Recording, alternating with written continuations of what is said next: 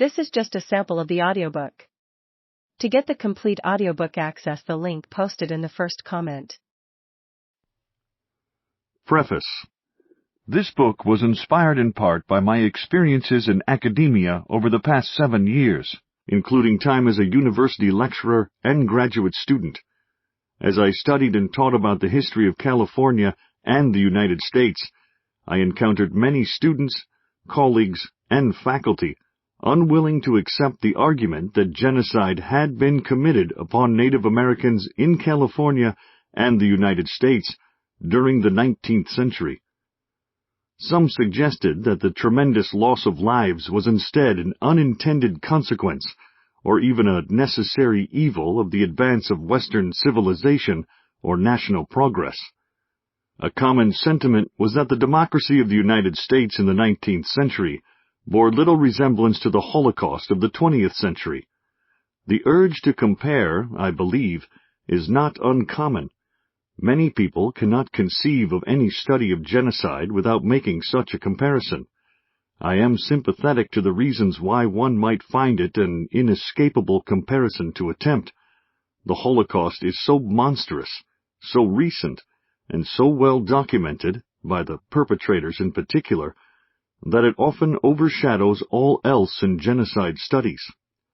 But my reason for pursuing this study does not rest upon a desire to make a comparison of genocides or measure atrocity against atrocity. Rather, the motive for this book rests upon a very practical foundation. Native Americans in California today are making inroads in matters of health, cultural renewal, sovereignty, and the reclaiming of lost lands and other rights. California voters, teachers, courts, and lawmakers thus continue to face choices that affect Native American people in the state. If my personal experience serves as any indicator of the perceptions of many of these decision-makers, it is vital that people should be made fully aware that the present is a product of the past as regards Native American peoples in California, their history, present numbers, and state of affairs.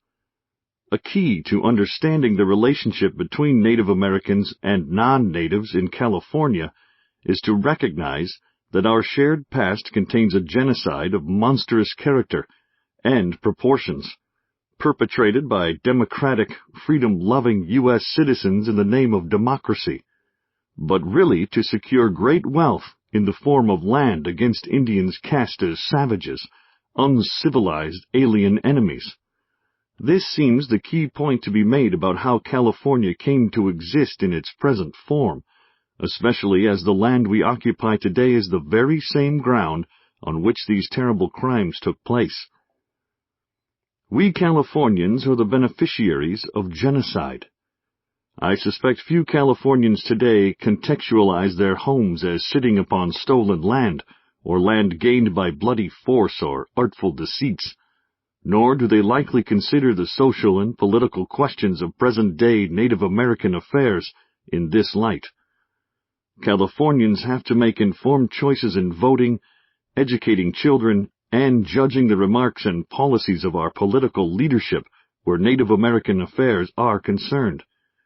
I hope this study can provide such background information for making informed, intelligent decisions today.